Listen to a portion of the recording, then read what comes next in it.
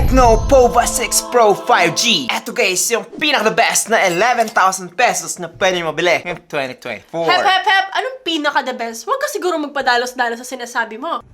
Dahil eto, si Tecno Camon 30 5G. Isa lang naman to sa pinakapagandang phone na mabibili nyo rin sa halagang 11,000 pesos. Oh, ano ka ngayon? Nga. Ano ang sa inyo? Natamimi kayo, ano? Well, tingnan natin. Magkakaroon tayo ng iba't ibang segment para ikumpara etong dalawang phone na to kung sino nga ba talaga yung the best. Well, tingnan natin dahil hindi pa patalo ata tong phone ko. Eto yung panalo. Hindi, eto talaga. Eto talaga. Eto talaga. Makinig kayo sa akin, guys. Guys, ako na. I know what's best. Tama na, masama nagkikipag-away. Well, tingnan natin. Iko-compare natin to and we will start in 3, 2, 1. Let's go.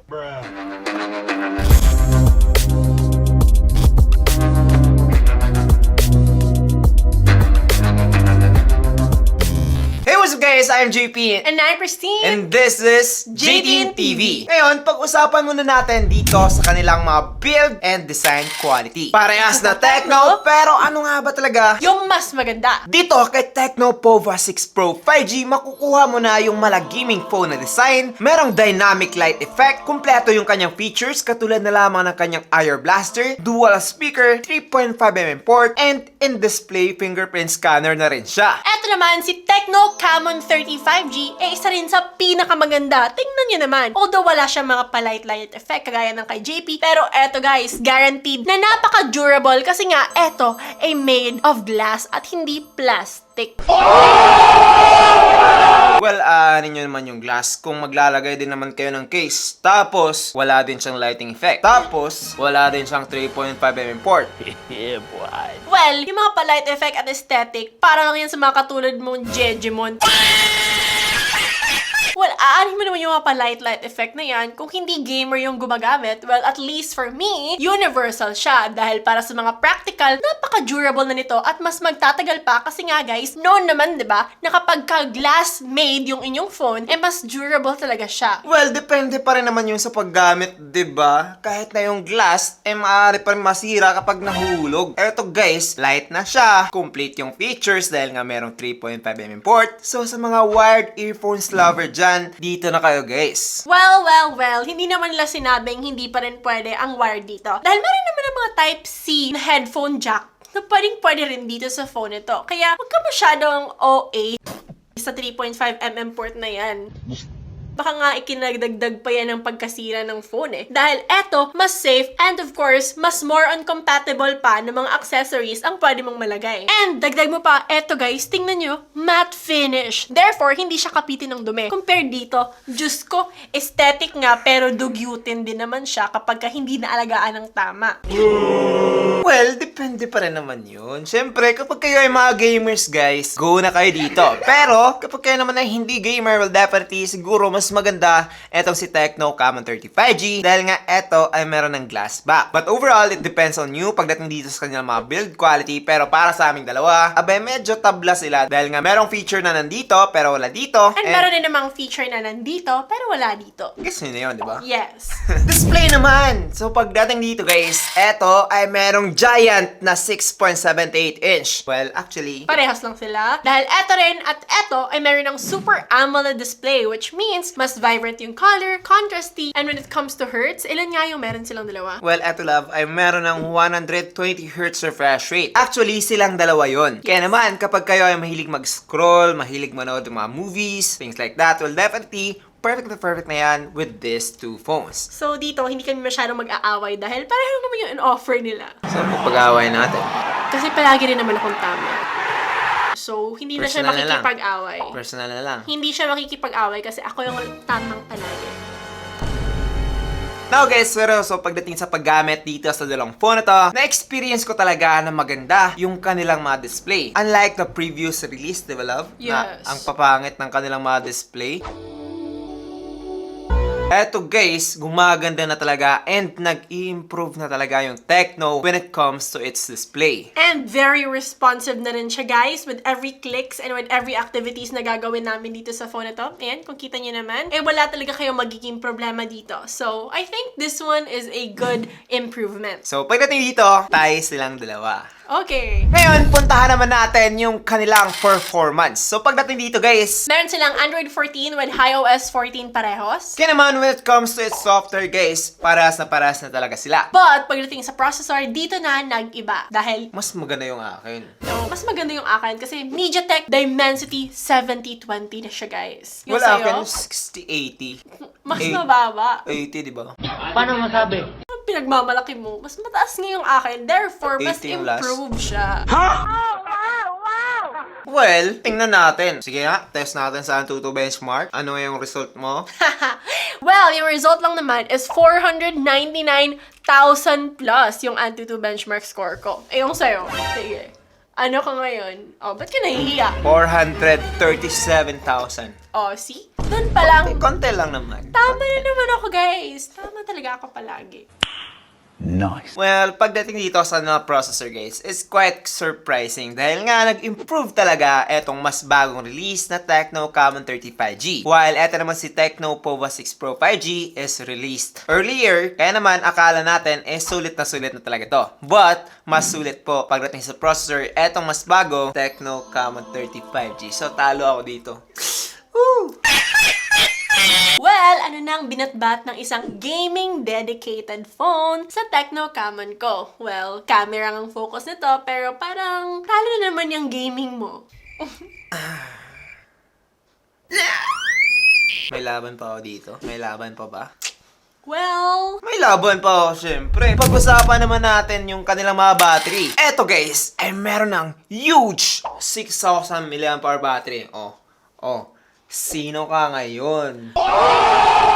well, yung akin Sino naman. ka ngayon? Yung akin naman, guys, 5,000 mAh battery lang. Pero, okay naman yung usage time ko. Na-i-enjoy ko naman siya. And, pagpalagay lang natin na 1,000 mAh is dedicated for your rest. Para naman makapagpahinga yung mga mata natin. Yun na yun? No! Yun na yun?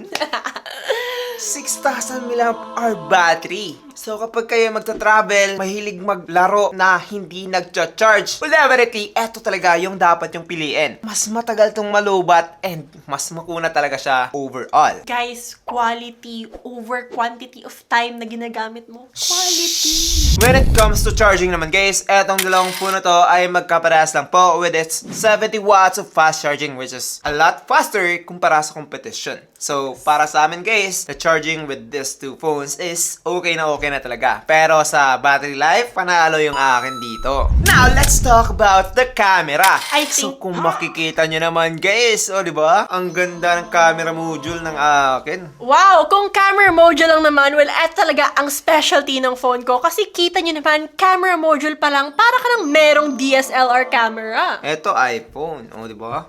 Ay!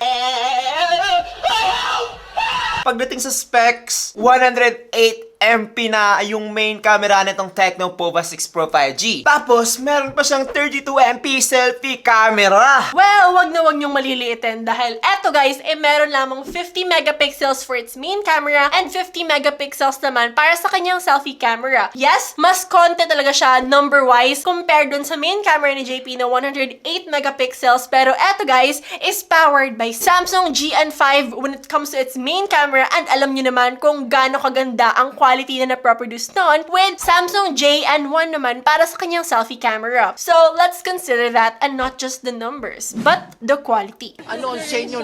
Natamimi kayo, ano?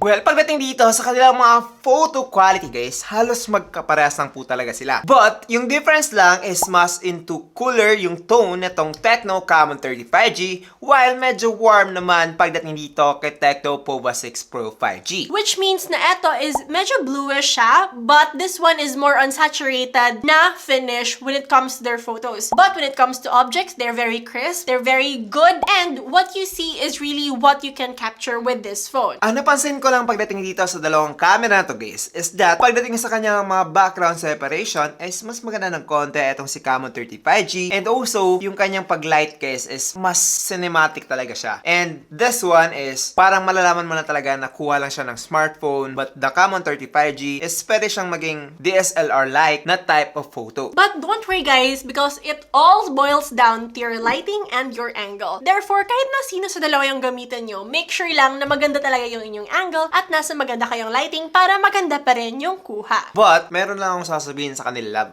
Go. Yung mas maganda and mas natural para sa akin is the Tecno Pova 6 Pro 5G. Because, pagdating dito kay Camon guys, is medyo cool talaga siya. Like, pinapaputi ka ng konti. While dito naman kay Tecno Pova 6 is kung ano yung kulay mo, mas magwa-warm lang siya ng konti, but it's on the natural side. I think parang yung dalawang phone is more on morena and mestiza. So, Yes. nasa sa inyo na yun kung ano yung mas prefer nyo, papuputiin kayo or medyo padadarken kayo para sun-kissed yung outcome. But overall, pagdating sa photos guys, okay na talaga yung camera outputs ng dalawang phone ito. Pero sa video, mas maganda ng konti itong si Tecno Camon 35G. Dahil although para silang mayroong 1080p at 60fps, ito is with OIS or Optical Image Stabilization, which means na kahit na medyo magalaw ka ng onte, hindi masyadong kita dito sa phone ito. So at the end, mas smooth lang po yung Tecno Camon 35G, pero when it comes to its quality guys, kung gagamit lang naman kayo ng tripod, hindi kayo gagalaw, well, you can choose either with these two phones. Parehas po sila halos ng quality. Mas smooth lang talaga to. So overall, pagdating sa kanilang camera guys, kung gusto mo ng mala professional, go ka na talaga dito kay Tecno Camon 35G, even though masakit sa puso ko. Medyo tinalo talaga itong si Tecno Pova 6 Pro 5G when it comes to its camera. OA. So overall guys, nag-concede na po ng defeat si JP. Uy. Overall, eto lang talaga yung dapat nyong tandaan about the Tecno Pova 6 Pro 5G. Kung kailangan mo ng isang gaming phone na type of design, merong additional na 3.5mm port which is big deal sa iba, larger battery din, kaya naman no worries kapag kayo ay nagta-travel, and mas malaking RAM which is 24GB kumpara sa 16GB sa mga mahilig talagang mag-multitask ng napakaraming apps. Pero para sa amin guys, halos walang difference na talaga. Dito naman kay Tecno Camon 35G guys, ang dapat niyong tandaan is kung naghahanap kayo ng isang phone na very durable, with a glass back, also with a camera-like design, na mas lamang din when it comes to performance and camera, will definitely check out Tecno Camon 30. But overall, either of these two phones guys is sulit na talaga for its price na 11,999. Yes, nagbabase na lang yan sa preference nyo, but wala talaga kayong pagsisisihan sa dalawang to. So I guess that's pretty much it for this video guys. I'm JP. And I'm Christine, And this is JTeam TV. Thank you for watching. and God bless. Bye-bye. Bye!